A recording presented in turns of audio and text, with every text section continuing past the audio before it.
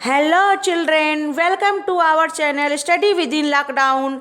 कैसे हो आप? हम पढ़ रहे हैं एनसीईआरटी के क्लास 5 के ईवीएस पार्ट 1 का दूसरा भाग। Let start on our class.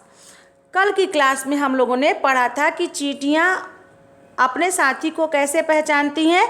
तो एक विशेष प्रकार की गंध को छोड़ती हैं जिसे एक वैज्ञानिक ने बहुत साल पहले पता किया था। और कुत्ते भी होते हैं, अचानक कैसे आपके पास से गुजरते, आप उनके पास से गुजरते हो तो पहचान जाते हैं, हल्की सी आहट से जाग जाते हैं। तो वो सब एक विशेष प्रकार के गंध को पहचानते हैं। आगे की क्लास में देखेंगे हम कि कुछ कुछ नर कीड़े मकोड़े अपनी मादा कीड़े की गंध को पहचान लेते हैं। कुछ नर नर पता है आपको बच्चों? कुछ नर नर मतलब पुल्लिंग शब्द होता है जो हम हिंदी में पढ़ते हैं नर और मादा। तो जो स्त्रीलिंग होता है, जो फीमेल होते हैं उनको मादा कहते हैं और जो मेल होते हैं उनको नर कहते हैं। तो जो नर कीड़े होते हैं वो कैसे पहचान लेते हैं? वो अपने परिवार के सदस्य को, अपनी मादा को, कि वो अपनी मादा को, कीड़े को गंध से पहचानते हैं। कि सारे कीड़े एक जैसे होते हैं, तो सारे कीड़े एक जैसे होते हैं तो अपने घर के लोगों को कैसे पहचानेंगे? सबका एक ही में एक ही टाइप के सारे लोग हो जाएंगे, सारे डुप्लीकेट हो जाएंगे, सारे जुड़वा हो जाएंगे। तो वो उनको अपने गंध से पहचानते हैं। आगे देखिए, क्या तुम्हें कभी किसी मच्छर ने परेशान किया है? कैसे पता चलता है कि आप कहाँ हो? मान लीजिए आप कुर्सी पर बैठे हो तो कुर्सी पर पहुंच गए मच्छर, फिर आप आ गए आंगन में तो आंगन में आ गए मच्छर, आप चले गए बाहर तो बाहर आ गए मच्छर। आपको कैसे पहचान रहे हैं मच्छर कि आप कहाँ हो? कैसे पहचानते हैं बच्चों मच्छर? तो मच्छर क्या करते हैं?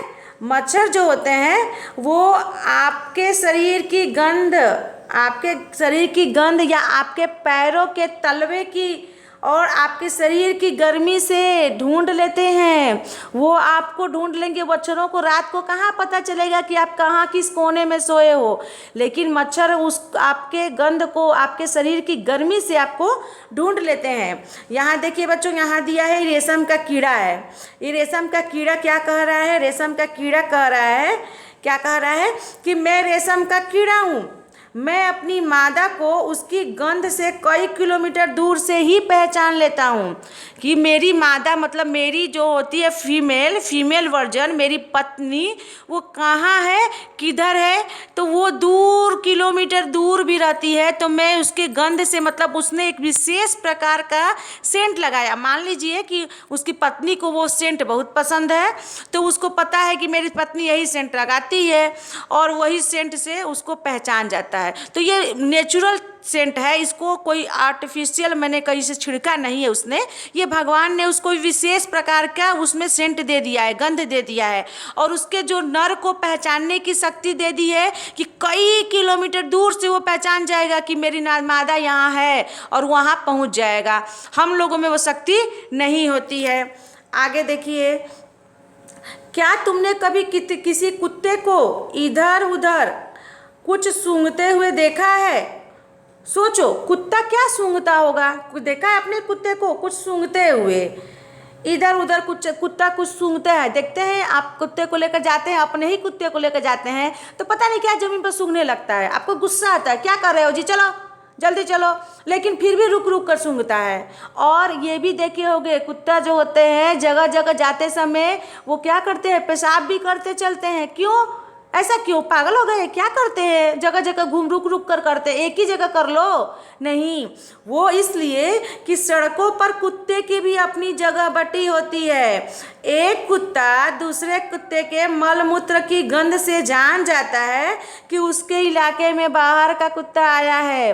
वो जगह जगह सूंघता है कि कोई दूसरा कुत्ता तो नहीं आ गया है यहाँ पे, और वो मल मूत्र से पहचान जाता है कि दूसरे इलाके का कुत्ता है। कहाँ है जी, खोजो उसको, हमारे इलाके में क्या करने आया है।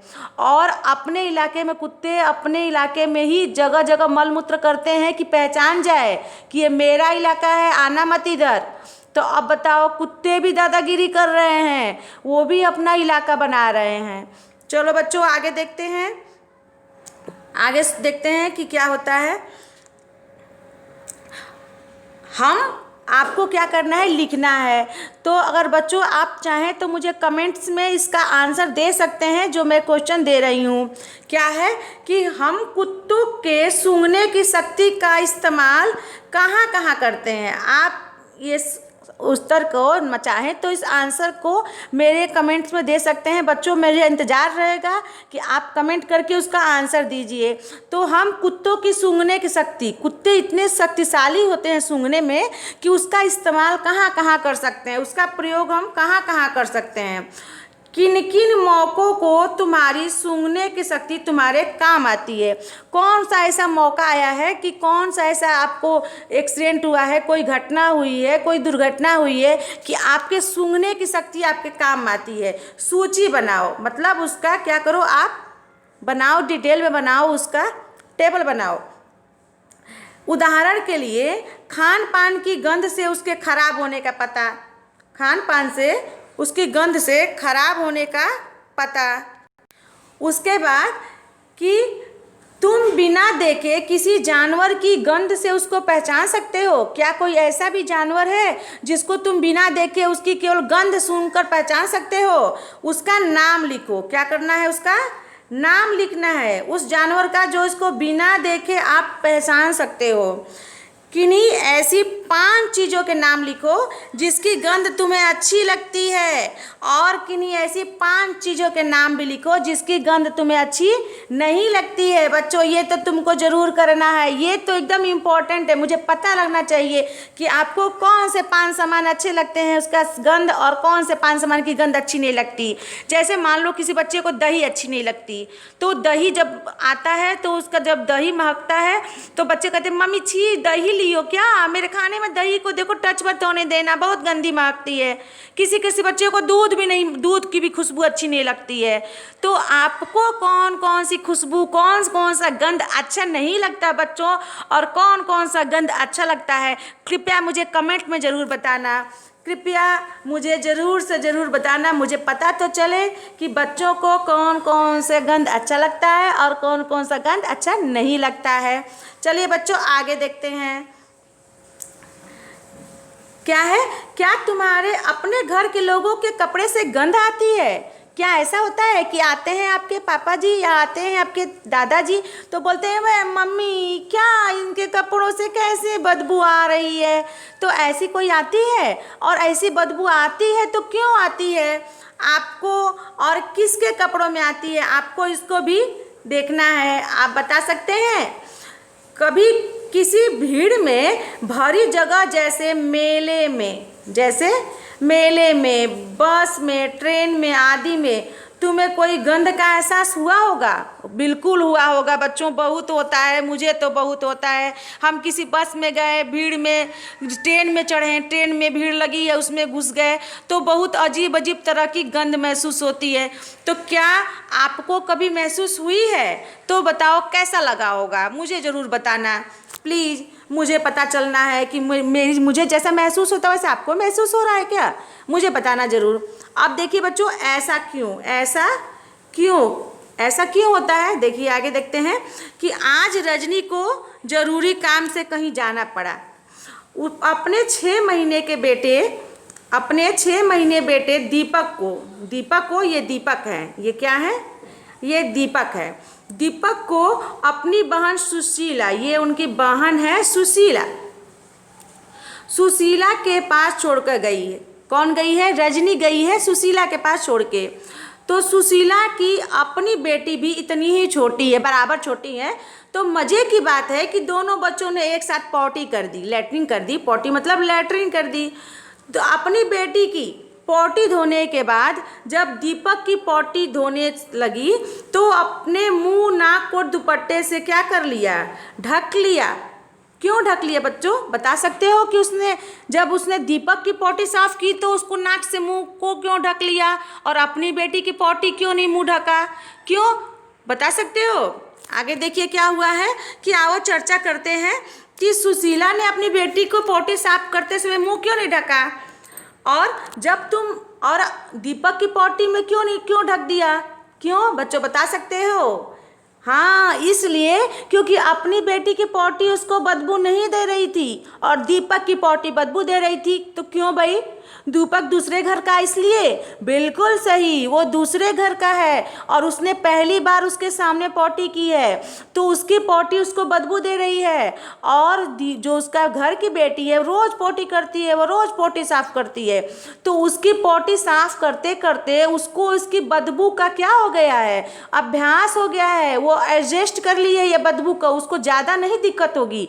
लेकिन जब दूसरे की जो है गंध आपके साथ आती है, जब पहली बार आप उसका सामना करते हो तो आपको बहुत दिक्कत होती है।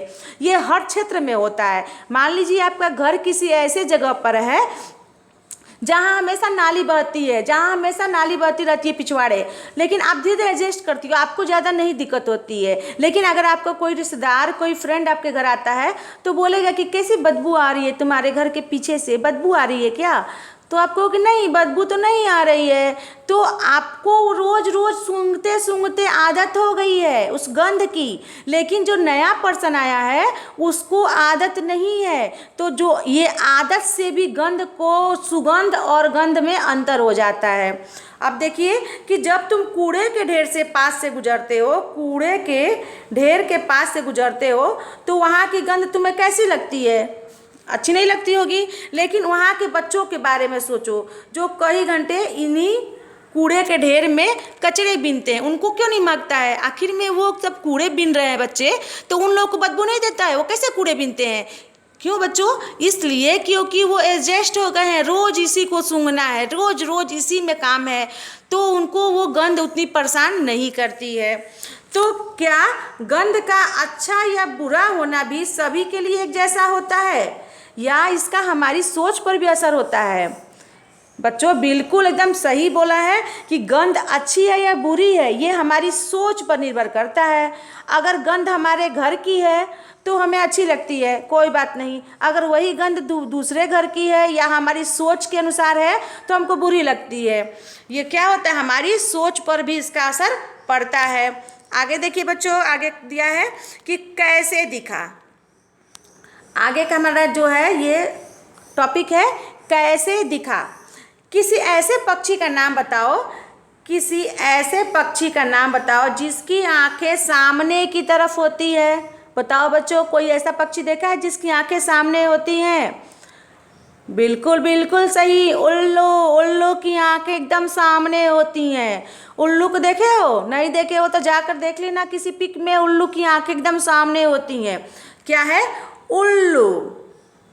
उल्लू की आंखें जो हैं एकदम सामने होती हैं। कुछ ऐसे पक्षियों के नाम लिखो जिनकी आंखें सिर के दोनों तरफ होती हैं। जैसे मान लीजिए कौवा, जैसे मान लीजिए कौवा। कुछ ऐसे पक्षी होते हैं जिनकी आंखें सिर के दोनों तरफ होती हैं, और उन पक्षियों की आँखों की तुलना में, सिर की तुलना में कैसा लगता है? आँखों का आकार सिर की तुलना में कैसा लगता है? आप इसको थोड़ा देखेंगे और इसको जानने का प्रयास करेंगे।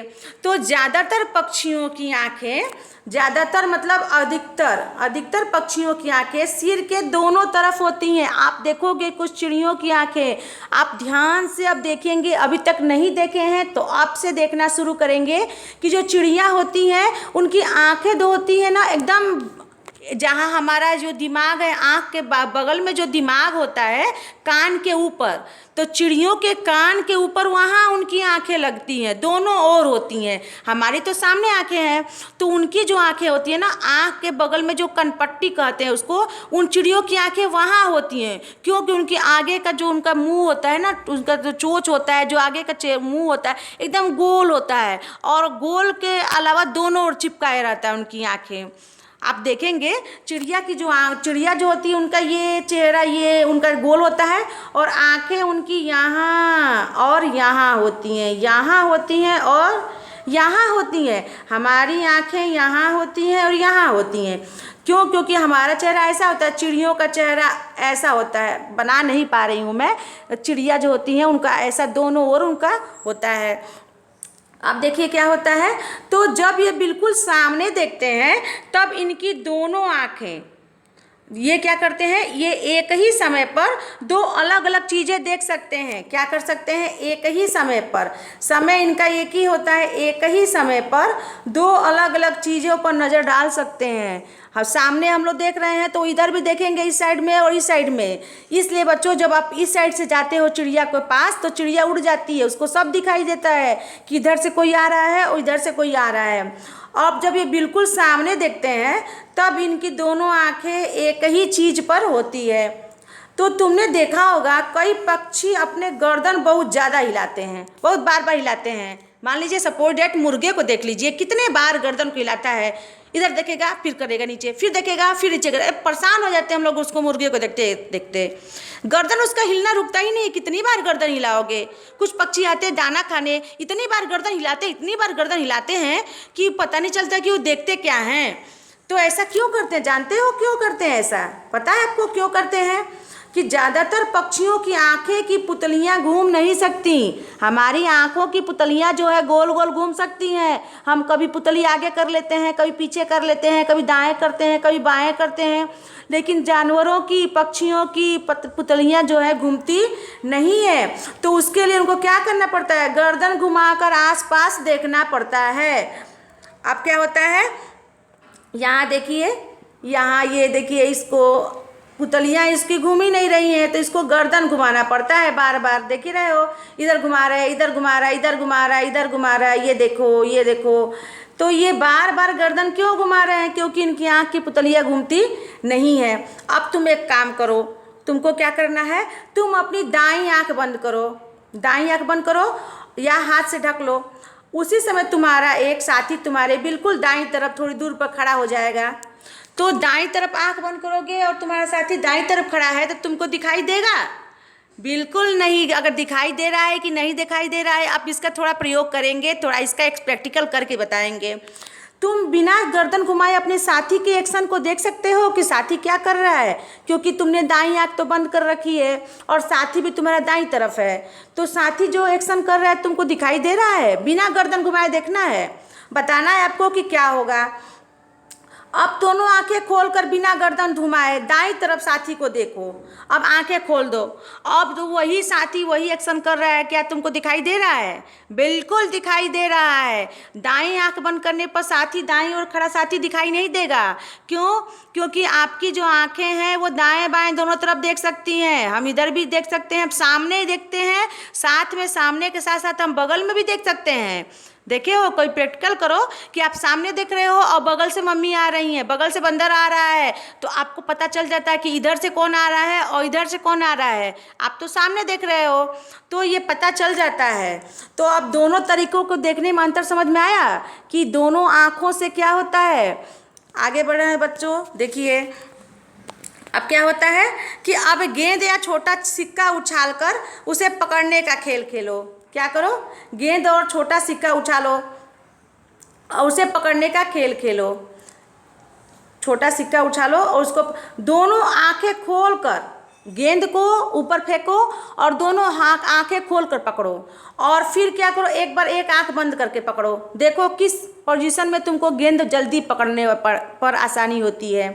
इसको तुमको प्रैक्टिकल करना है। आगे देखिए क्या होता है। सोचो अगर पक्षियों की तरह तुम्हारी आंखें तुम्हारे कान की जगह होती तो कैसा होता। पक्षियों की आंखें जो हैं अगर तुम्हारे कान की जगह होती तो कैसा होता। तुम ऐसा क्या क्या कर पाते जो अभी तक नहीं कर पाते हो, थोड़ा इसको सोच कर बताना। अगर तुम्हारी आंखें जो हैं अब जो सामने वो पक्षियों की तरह होती तो क्या क्या कर सकते। तो चील, बाज और गिद्ध जैसे पक्षी हमसे 4 गुना, हमसे कितने गुना, 4 गुना ज़्यादा देख सकते हैं। और जो चीज़ हमें 2 मीटर की दूरी पर दिखाई देती है ये पक्षी उसे 8 मीटर की दूरी से देख सकते हैं। हम यहाँ से कोई चीज़ 2 मीटर देखें और वो पक्षी 8 मीटर दूर है तो भी वो देख सकता है, इतनी तेज ये सब देखते हैं। तो क्या तुम सोच सकते हो कि ज़मीन पर पड़ी रोटी किसी चील को कितनी दूर से दिखाई दे सकती है? बहुत दूर से दिखाई दे सकती है। अब मज़ेदार बात क्या है कि हम जैसे इतने रंग दिखाई देते हैं हमें, उतने रंग जानवर भी देखते हैं क्या? भगवान ने जो रंग दिया है, रंग देखने की जो सुंदरता देखने का जो कार्य है, वो केवल मनुष्य के भगवान ने दिया है। मनुष्य ऐसा प्राणी है जो हर प्रकार के रंग को देख सकता है। क्या जानवर भी देखते हैं? आओ बच्चों देखते हैं कि कौन सा जानवर किस रंग को देख सकता है। यहाँ देखिए, मनुष्य सारे रंग को देख रहा है। पक्षी जो भी होता है वो भी सारे रंग को देख लेता है। कुत्ते को केवल नाइट विजन दिखाई देता है। नाइट विजन कैसे दिखाई देता है? जैसे हमारा कैमरा है मोबाइल में भी विजन होता है, तो उसको कुत्ते को यही सारी चीज़ें इसी विजन में दिखाई देती हैं, इसी मोड पर दिखाई देती हैं। ये कैमरा से आप करके देख सकते हो।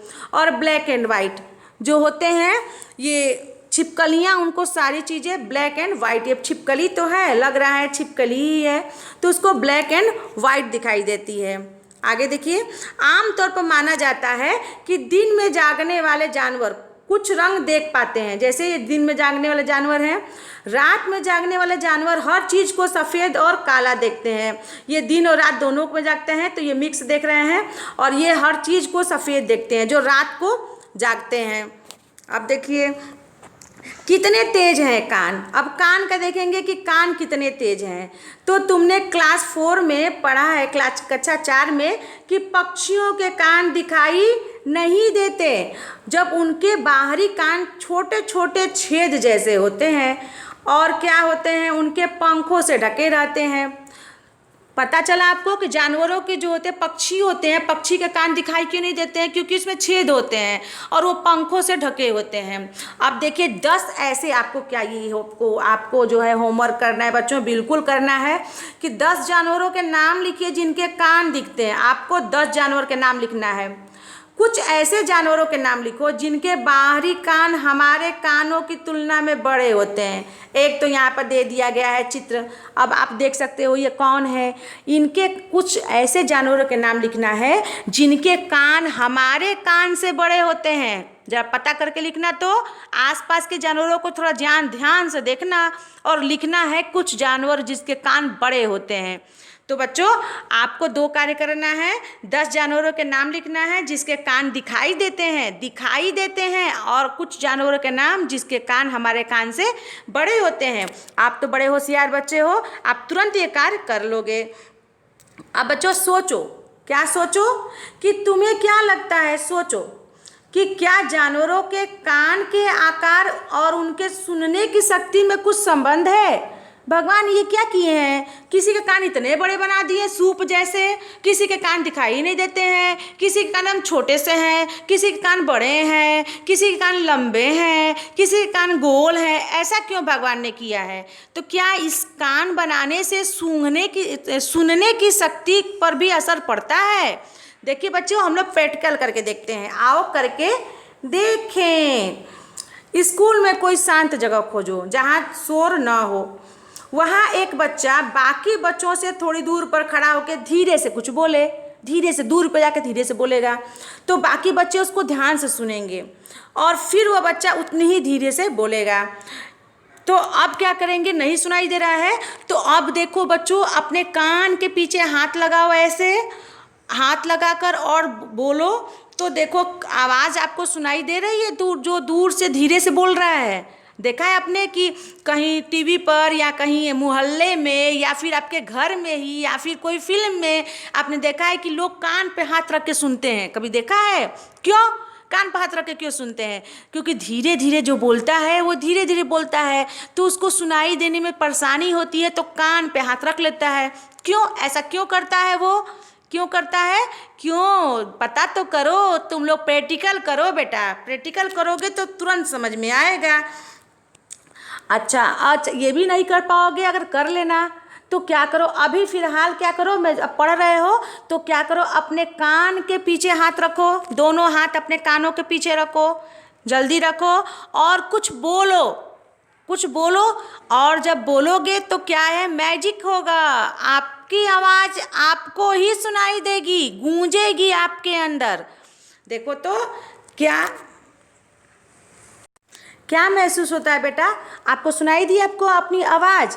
हाँ बिल्कुल सुनाई दी, आवाज़ सुनाई देगी। अब क्या करो, एक डेस्क पर चले जाओ और डेस्क पर कान लगा लो। डेस्क पर क्या करो, ऐसे कान लगाकर सुनो। कान लगा के सुनोगे और बिना कान लगाए ऊपर कान ऊपर कर लो और उस पर आवाज़ करो और सुनो, और फिर डेस्क पर कान लगा के उस पर आवाज़ करो। दोनों में अंतर आएगा। ऐसा क्यों? क्योंकि दोनों में अंतर आएगा, पता करना आप लोग।